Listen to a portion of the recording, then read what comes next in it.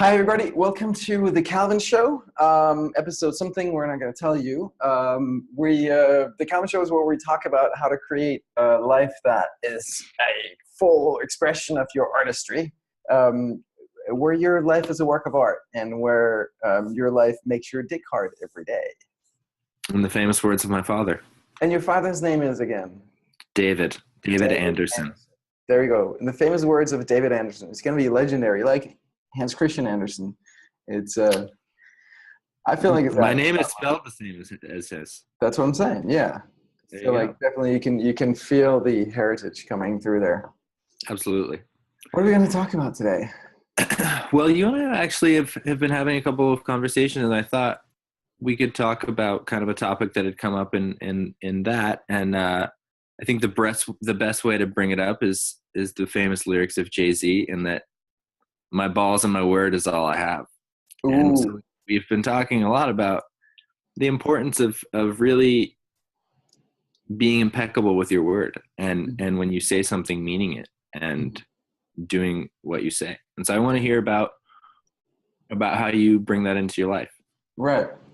All right. So the reason this came up was on Wednesday. I was at a happy hour event at a co-working space here in the city called District Co-work. And it's funny because it's one of those situations where it just, I felt like I was being guided by something. Mm-hmm. Here's what happened. I was seeing my vocal coach. Actually, it must have been Thursday then. So I was seeing my vocal coach on 34th Street. And then biking back down here, and it was super cold, and we had our lady was here. So I was like, I don't want to go home. It's just leave her to do her work. Let me go to some place to work, a coffee shop. And then I was like, you know what? Let me go to Ace Hotel. They have a really cool lobby, and it's a pretty popular place for people to go work and hang out with their laptops and stuff. And I've never actually done that. So I was like, let me do that. Even though I had to then bike backwards to get to that and cross town. And I went there and I parked my bike, and I noticed that I was docking my bike right in front of District Co-work. And I've been there before. I know Neelam who owns it and runs it. And I was like, I've been thinking about I should visit her again and talk to her. I'm overdue for just checking in with her.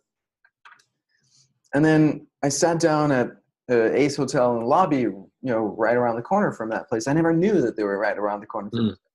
So I sit down there, find a place to sit and work for a couple hours. But then as soon as I open my laptop, I get online, there's an email from Neelam at District Co-work, like a newsletter saying, hey, we have this happy hour going on tonight. It starts at 6:30. I'm like, what are the odds? That's crazy. Odds? And so I'm like, that I don't really feel like going to meet people. I wasn't in that kind of mood, but I was like, I should probably go there. So I went. And then after a bit, this woman walks over and talks to me, and her name is Dina. And it was definitely one of those, we were meant to meet kind of moments. So she runs meditation classes, mostly, in real life, offline, but she's just transferring to online, and she's just been asking to meet someone who could help her with that, email marketing and online course stuff. And there I am. And so we talk. She's really sweet. And then she asks me, so she was asking me, can you help me out with some survey that I'm doing? Would you mind looking it over? And I'm like, yeah, I'm happy to do that. And that's when she brings up The Four Agreements, this book by Don Miguel Ruiz. Exactly. The Ruiz guy. And she's like, have you read that book? And I'm like, inside, I'm like, And the reason why is I was given this book as a gift from someone in 2009. And let's just say he's a great guy. We're not talking, but we're definitely friendly still. But let's just say I had maybe a little bit of a projection going on with this guy. So I had a little bit of resentment, anger. And then, so I read the book and I never liked it. I felt like it was patronizing. I felt like it was making big fuzz out of something that felt straightforward to me. But, and I had some beef with this guy. So I didn't like it. And then A few months later, probably, something happened where I felt like doing like a massive anger release thing. Mm. I did this the first time on one of Debbie Ford's workshops. Have you ever met Debbie Ford or been to any of her things? I don't think so. No. Do you know who she was? Somebody's brought her up to me. I don't know if it was you. Yeah. No, she was this like she died of cancer a couple of years ago, but she was this like her thing was the shadow, which is basically everything that we don't want to be, which is basically like negative projections, if you will. That was kind of her calling card. And she was, best buddies with Deepak Chopra, and she was on Oprah, and she was a big deal. And I went to a couple of her workshops, like the same workshop, just doing it a couple times. Alanis Morissette has been to her workshop like 8 times, famously. But one of the processes in that workshop is an anger release. And the first time I did it, it was so awesome. So they get you like all riled up, like everybody who ever hurt you or said something awful to you or whatever. And then they have you like build it up and do this dynamic breathing meditation thing. And then finally they're like, let it go. And then you're just like, rah! And I had a voice that I had never heard from myself ever before. Like something I didn't know. Sounds I didn't know I was capable of making. It was incredible. And for days after, like for a whole week after, my voice sounded different, like deeper. And not because I was hoarse from all the yelling and screaming, but it just transformed my voice. So I've done those kinds of things on my own every so often, and it's pretty cool. It takes sometimes a little work to like get yourself worked up, to get Absolutely. But it's pretty awesome. And so at this point, I had gotten a text from my then wife that had really pissed me off, and I could just feel all that anger bubbling up. So I was like, let me grab this opportunity and like get it all out. And so there were some pillows that I started to throw around and beat in. And then my eyes fell upon this book in the bookshelf, The 4 Agreements. And I pulled it out and I just started throwing it into the floor, just smashing it repeatedly. And it completely fell to pieces. I was completely destroyed in the process. Amazing. So fast forward to this woman asking you if you read that book, and you're like, yeah, I was like, I did. I don't want to don't know how hard to lay it on her like my feelings for that. It has nothing to do with the book really, but that's what happened. So anyway, she brings it up and she's like, well, what I really want to know is, are you impeccable with your word? Because that's the first agreement. The first agreement, I pulled them up here. The first one is be impeccable with your word. And I realized it was like a boom moment for me, because one of the things that have been frustrating me a lot recently is dealing with people who are not, who will say, hey, we should totally get together. And then they don't mean it. They don't want to get together, or like, yeah, I'll totally do that. Or, hey, let me, fix that, and whatever it is. And they don't do it. And it was probably the main thing that made me just completely fed up with India finally. Because it's true. How things are. Well, yeah, because they never want to offend, so they just say whatever you want to hear. I had one of my yoga teachers there told me about how he had this water filter machine, and it needed the filter replaced. And every single day for 30 days, the repair guy would say, I will be there at 3 p.m. And then he wouldn't show up. And then he'd call him in and he'd say, oh, yeah, yes, mister. Okay, mister, not a problem. I will be there tomorrow at 3 p.m. And every single day for 30 days. And then miraculously what happened was that he finally gave my yoga teacher a call and said, hey, look, I don't work for this company anymore. So now I can tell you, we don't have the part. We can't get the part. But, I couldn't tell you because we don't want to let you down. So instead, he's just wasting this guy's time. Right. So he was just going for a month without pure water. If they just told that, that's a classic example of that, actually. Yeah. So anyway, so what I realized from her asking this is like that this is something that I can make explicit in my life and just be upfront with people and say, hey, are you someone who's impeccable with your word? Can I trust you? And that does 2 things. It alerts that it puts them on notice. Like, I need to know. Of course, they can lie and tell me, yeah, totally. It like pricks their ears up a little bit. Right. Of course, they can be lying and say, yeah, of course and then they don't. And then, like you've kind of Right. put them on Right. notice. You've given the warning and said, hey, this is something that's important to me. And if they don't, then, forget about it. I don't need these people in my life.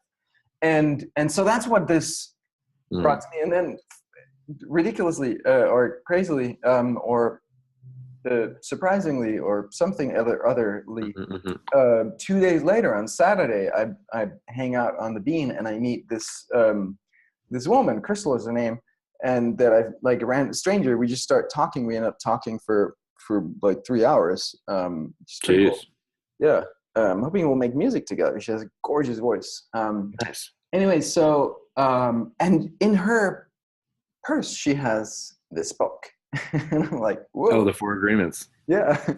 Oh, what weird. are the odds? I mean, I know it's a very popular book and a bestseller, but still, like twice, in the same week, 2 days in a row. So somebody's tapping you on the shoulder a little exactly. bit. So it just really got me thinking about this as it's a value that I hold very, very high, to be impeccable with my word, not just to others, but also to myself. That if I make an agreement with myself, I'll keep it. Or if I have to change it, I'll change it. But I don't just like in my business, it's very important to me not to make promises that I don't intend to keep. I very rarely make promises. I'd rather just say I can't promise anything than say, then make a promise and then not keep it. I don't want to ever be in that situation. And so people have very realistic expectations of you. Yeah, and it's so much better to take it up front, Right. And just be like, I know you would really like me to promise this. I know you would really like me to say yes to this, but I can't. And then everybody knows where you stand, right? That's beautiful. And I think it's something that I think partly it might be like a Scandinavian Danish culture. We're just more used to it, and there seems to be a part of culture here where that's just not how people do things. You kind of expect people to not keep their word. And I think that's so... Especially these days, I find with cell phones and with iPhones, especially because, it used to be you would make an appointment with somebody and it's like, okay, I'm meeting this person at 6 p.m. Like that's what's happening today for me. Right. But now it's like you can just shoot a text like, hey, I got cut up, or hey, I'm not feeling well, or whatever. It doesn't really matter what the excuse is. And somebody can then like that just is like part of our culture now. Right. And iPhones specifically are to blame. Yes. Those iPhones. Yeah.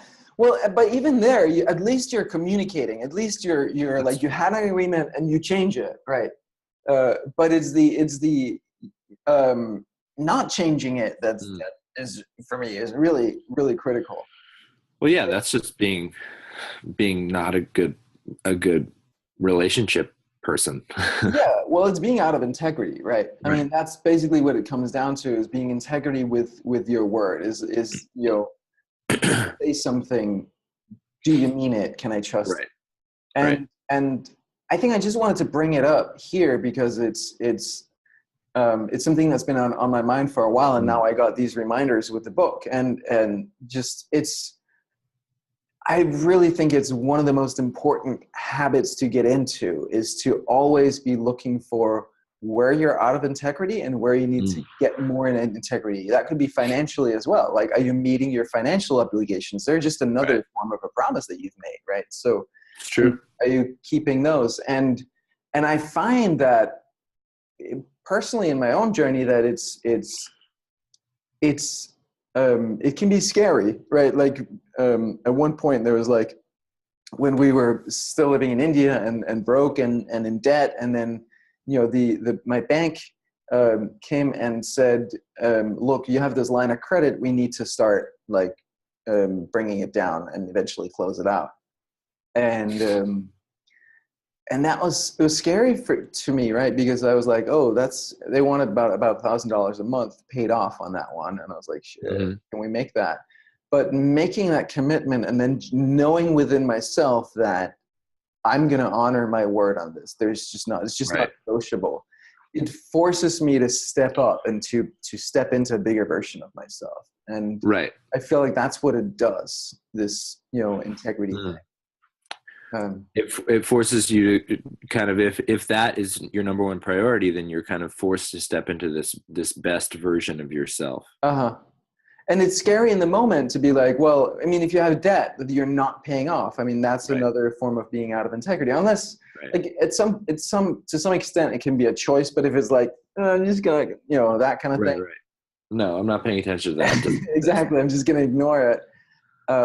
Those kinds of things really, like, just force yourself to commit to something and to so that you come more and more into integrity. And what I found is that it's scary at first, but it always works, and it's never in the end been a problem. It's always Right. positive, even though it's scary up front. It's the same with having like these conversations. Like, there's like, if you have in a relationship and something's Mm-hmm. going on and you're not satisfied, or you're attracted to someone else, or you're like but whatever it is, you need to have those conversations, even though your palms are sweaty and it's scary. But that's part of being in integrity, is that you speak your truth. You say what's true. Right. Well, and people, it's, you soon find that people respond very positively when they see and they have an experience of you saying something and then doing that same thing. Right. And you Being respond positively, right? right, You right, grow. You grow, and you grow your self-esteem, your confidence. You don't have to, because you know where you're out of integrity, and you right. don't have to numb that out and shut that voice down and just pretend that it's not happening. It doesn't cost you anything. Because it feels good to be somebody that's capable of keeping their word. It feels good to be that person. Yeah, I look at it as like integrity literally is like about being whole. And it's, Mhm. so these are leaks, right? All Right. these integrity Ah, breaches are leaks that sap your energy and your confidence. And so you close those up, and you're more solid, you're more grounded, you're more whole. You have more of your resources available to you. that's a fantastic visual. We should get somebody to draw a cartoon uh, with little holes in like a something. I love that. Will you do that? My art is a little less than. No, I say, will you get someone to do it? Oh yes, absolutely. All right. So now you've made a promise. You I've haven't made a put a date promise. on. I have not put a day on that, but I will absolutely try and find somebody who can do that. I think that would be fun. Awesome. I love it. That's so cool. Sweet. Yeah. Yeah. So my wife and I made an agreement a couple of years ago, inspired by Gay Hendricks, that we would always speak the truth to each other, any relevant truth, Mm. as soon as we became aware of it, even though it might hurt the other person, even though it might be scary. And conversely, that we would always be willing and open to hearing the truth from the other person, even though it might hurt or be scary. Mm. And of course, you're entitled to have whatever feelings that you have as a consequence of hearing those, but knowing that those feelings are your responsibility, not making the other person wrong for it, and just honoring that commitment Right. to always speaking the truth to each other. And the first thing that happened when we made that agreement was that we had like 3 or 4 days where we were like, I don't know if I want to be with you. I don't know if you are the one for me. And so we had like, the first reaction was a big crisis, but it just, making the commitment just really forced out a bunch of lies that we were living on at the time. Oh wow. And then it allowed us to get back together at a much more clear and honest, solid foundation. Right. Not the waters were clear as opposed to muddy. Yeah, exactly. And we've like several times since, we've had situations where one person has to tell the other something that's really awkward and scary, and and it's so helpful to just have that agreement and commitment up front that Right. there's not it's not like, well, should I say this or should I not say? It's like, no, there's no question, because we've already committed to that. Yeah. I need to say this, and then you do. And then so far, it's always turned out for the better, even no matter like how scary it is. Like, meeting someone that you're really attracted to sexually, like, I need to say that. And of course it's uncomfortable. Of course, nobody likes to hear that. Right. But you always grow from it, because any relationship, this is going to happen, right? This is, and Totally. We're human beings. denying it, pretending it doesn't happen, doesn't make anything better at all. Mm-mm. You're living a less truthful version of yourself to your partner, and that's not good. And it allows you to get into that, like, what does that sexual attraction really mean? It might mean that I'm not expressing my creativity. It might mean that there's something sexually between us that's not satisfying. It might mean a million things. It's probably not about that other person. It's usually likely not. They're just serving as a mirror. And then it allows the other partner to explore all their feelings of like, well, is there insecurity? Is there a feeling of like scarcity? Is there a fear of losing? Is there like, what am I overloading? Right. Projecting onto this relationship that's not really about the relationship. So it's a great opportunity for both parties to feel into what is really going on here. Right. Yeah. I mean, it really, this idea of being impeccable with your word, it really translates to every aspect of your life. Yeah. You know, you can talk about it in business, you can talk about it in relationship, you can talk about it in, you know, with a relationship with yourself. No matter what kind of who the person you're dealing with is, and yourself is probably the most important one, it's going to be relevant. Yeah, exactly. Yeah. Beautiful. All right. Sweet. Yeah. All right, so let's wrap it here. Thanks everyone for watching, listening, and subscribe to the YouTube channel and to the email, and comment over on the blog, and hang around, and see you soon, and send questions. Bye guys. All right, chill the fuck out. Chill the fuck out. All right, bye. See ya.